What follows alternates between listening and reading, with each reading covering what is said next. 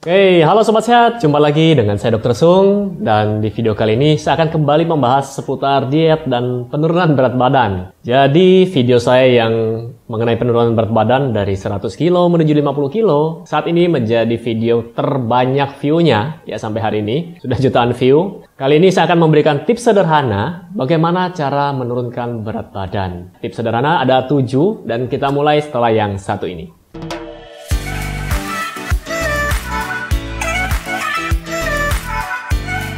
Ya, Sobat Sehat, jadi kalau kita bicara bagaimana cara menurunkan berat badan, Dok? Bagaimana cara menurunkan berat badan dengan cepat? Ya, ini pertanyaan-pertanyaan paling banyak. Dok, makan ini boleh enggak? Dok, gimana caranya supaya cepat turun 5-10 kilo dalam waktu 1 minggu misalnya, atau dalam waktu 1 bulan? Jadi kalau Anda ingin menurunkan berat badan, pertama kali adalah pelajari dulu tubuh Anda. Berapa banyak makanan yang masuk, kebiasaan makan Anda seperti apa, dan Anda bisa ikuti tips-tips dari video ini. Tips yang pertama adalah, paling simpel, ganti piring makan Anda. Siapa di sini kalau makan, gunakan piring. Kalau pilih piring itu pakai piring yang paling besar kalau bisa. Supaya bisa ngambil makanan yang banyak. Tanpa disadari, akhirnya kalori yang masuk ke dalam tubuh pada saat sekali makan itu jumlahnya akan lebih banyak. Jadi banyak sekali penelitian, eksperimen yang dilakukan. Orang-orang yang mengubah piringnya menjadi ukuran lebih kecil, ini mereka berhasil dalam mengurangi jumlah makanan yang masuk. Itu yang pertama. Jumlah makanan yang masuk berkurang, secara tidak langsung Anda juga mengurangi jumlah kalori yang masuk. Tapi tidak selalu absolut seperti itu, karena tergantung makanan apa yang Anda pilih. Itu tergantung dari pemilihan jenis makanan. Anda bisa mengganti ukuran piring Anda.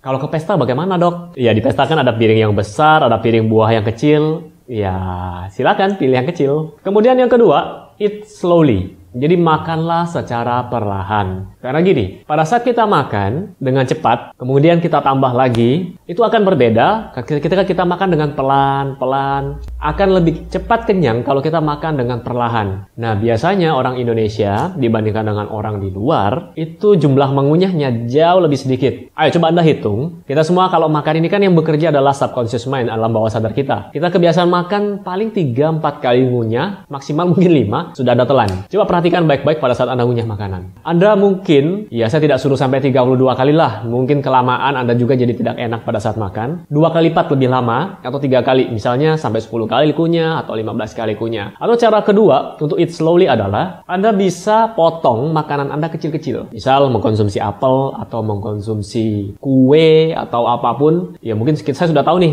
kue ini kalorinya besar nih, manis lagi. Caranya gimana supaya lebih lambat Anda makan dan mencegah untuk tambah lagi? Ya potong kuenya kecil-kecil, pakai garpu yang kecil, ambil satu-satu baru makan. Kemudian tips yang ketiga adalah perbanyak serat. Kalau Anda tanya, serat dari mana, Dok? Sebaiknya dari buah atau dari sayur? Jawaban saya dua-duanya baik. Tapi kalau ditanya lebih banyak mana seratnya, buah atau sayur, lebih banyak sayur jawabannya. Buah masih tinggi kandungan airnya. Kemudian ada kandungan gula juga di sana. Dan sebaiknya dikombinasi. Dan menurut standar WHO, kita satu hari adalah 5-9 porsi untuk jumlah buah dan sayur-sayuran. Caranya paling gampang adalah seperti ini.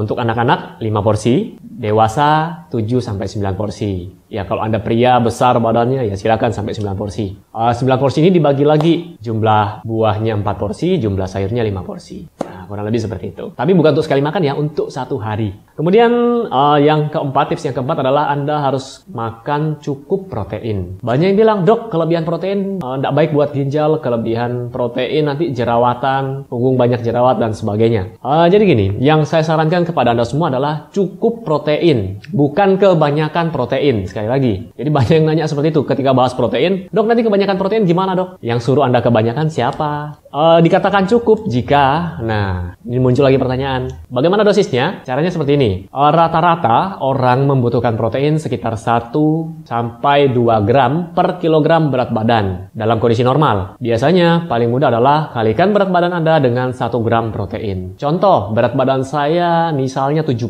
kilo. Berarti protein saya dalam satu hari adalah 70 gram. Bukan ayam yang saya makan satu hari 70 gram, bukan. Jadi ayam, tempe, tahu itu memang sumber protein, tapi di dalam 100 gramnya terdapat sekian gram protein lagi. Jadi bukan berat makanannya yang 70 gram. Ingat ya. Kemudian ketika Anda ingin menaikkan berat badan, silakan tambah jumlah proteinnya 1,2 sampai 1,5. Kalau Anda seorang atlet, memang ingin membentuk tubuh, pekerjaannya di sana ya binaragawan, Anda bisa sampai 2 gram per kilogram berat badan. Nah, itu tentu saja kalau Anda sudah atlet profesional, ada ahli gizinya masing-masing kan ya. Kemudian ketika Anda mengalami masalah dengan ginjal, tetap butuh protein. Nggak mungkin tidak makan protein sama sekali. Sel-sel yang lain tetap butuh dong protein. Dosisnya adalah 0,8 dikalikan berat badan. Atau Anda bisa konsultasikan dengan dokter gizi Anda, dengan dokter yang merawat Anda. Misalnya Anda sudah sampai, ya amit-amit ya ngomong sudah sampai cuci darah, jadi makan harus ditakar ya. Kembali ke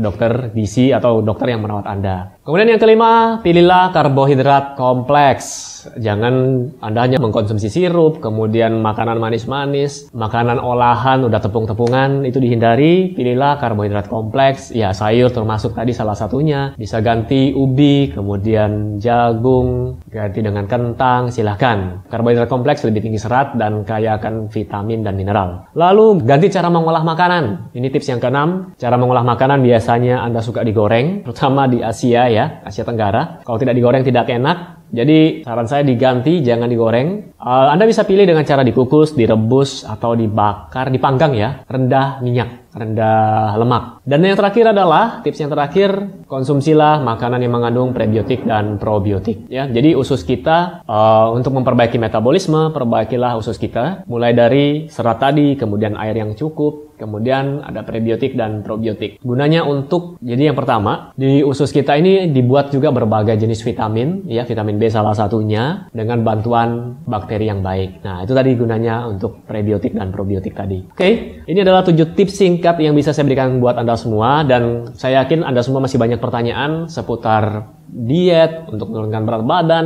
kalori makanan itu hitungnya bagaimana, nutrition fact itu gimana, kemudian olahraga yang efektif ya, bahkan pada saat kita tidur lemak atau kalorinya tetap terbakar. Nah, itu semua akan saya bahas di acara webinar. Gimana cara daftarnya, Dok? Silakan klik link di bawah ini. Anda bisa daftar di sana dan ikuti webinarnya sampai selesai. Saran saya adalah selesaikan dulu urusan Anda dan fokus ke webinar tersebut. Dan saya ucapkan terima kasih sudah menonton video ini. Saya tunggu Anda di webinar. Silakan daftar segera.